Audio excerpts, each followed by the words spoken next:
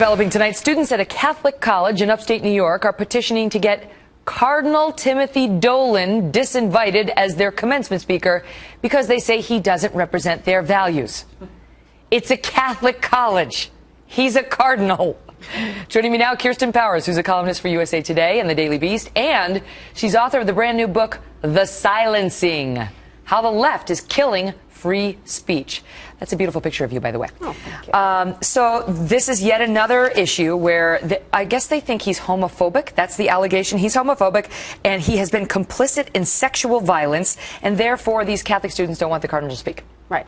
And if only this was an isolated incident, Megan. And I think what you see here, if people were to go look at this petition, they make these claims with no supporting evidence. We don't even know what it is that they think is homophobic, though we can probably guess that it's his opposition to same-sex marriage, because that is typically what people are doing to silence people who have views that they disagree with. They don't actually debate them. They don't actually say what it is that they've done wrong. They name call, and then they expect the conversation to be over. You're a homophobe. You're an Islamophobe. Misogynist. You're a racist. The list goes on, and it really does shut down speech in many instances because people don't want people to think they're those things. Well, absolutely. And I think you had Christina Hoff Sommers on, I think last week, and where she has questioned rape statistics. And she is, for that, called a, quote, rape denier. And again, who wants to talk to a rape denier? Nobody. So that's the whole point. Rather than debating her, which she's happy to do, they don't want to do it. Or they the want war to just on shut it down. women narrative. If you challenge any of the statistics that are put forward on that,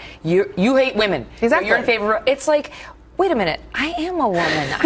I don't hate women. You hate yourself. Yes, right. Don't you know that? And it's an effective tool because they try to marginalize you. Right. Well, they try to, and what I talk about in the book is the tactics, right? So it's delegitimizing people, and they use dehumanizing tactics and demonizing tactics. And dehumanizing is you're not a real woman, actually, as it turns out. If you're pro-life, you actually aren't a real woman. A real woman is pro-abortion rights, and they complain about misogyny and say that it's really terrible, which it is, and attack you for being misogynist, but then they turn around and they make misogynist attacks. This is my problem with people like Gloria Steinem. If you're going to be a true feminist and really stand up for women's rights, you have to cast that wide net. You can't exclude Sarah Palin and Michelle Bachmann. Exactly. You know, when they get demonized and when they get attacked in a misogynistic or chauvinistic way, like on the cover of a magazine, you have to stand up for them too, but it doesn't happen. Right. Well, they've started sort of belatedly doing it, I think, because they were shamed into it a little bit. Begrudgingly, yeah. But they're not just not defending; they're engaging in it themselves. I mean, and they're doing it intentionally because, like I said, it's easier to say don't listen to this person because they're not a real woman and they don't understand women's issues and they're self-hating or they're puppets of the patriarchy. Do you think it's so? The book again is called The Silencing. Do you think only the left is doing the silencing?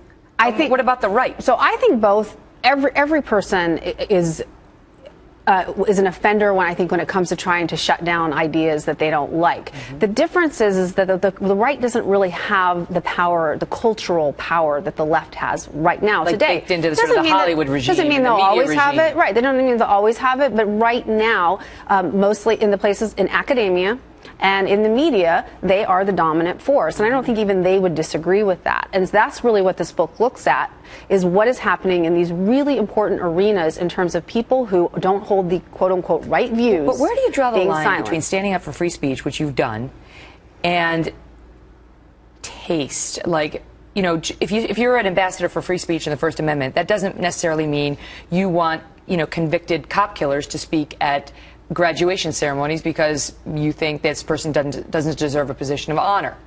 I would always err on the side of free speech, and sometimes that's going to mean there are going to be people who you don't approve of, but if that's who they want to have come and speak, then I would say err on the side of free speech, because if you don't err on the side of free speech, then people are going to be afraid to say what they think. And the only way that we can have knowledge in society is to be able to put ideas out, bat them around, debate them, disagree, sometimes say offensive things. And people should be able, I quote the Chris Rock interview that he did with Frank Rich about when somebody says something that's racist and you confront them about it, 99 out of 10, 100 times, they're sorry and they regret it. You don't have to tarnish them as a racist and drive them out of society. So let's create an environment where people can talk and debate and make mistakes. We are so far from that. Yes. Amen, sister, but man, we're a far, far way away from that. based on. No, I completely agree. I've seen the past few years anyway. Yeah, but we need to change it. Great to see you. All The right. silencing. Here it is. Thanks. This is a beautiful picture. Here it is. The silencing.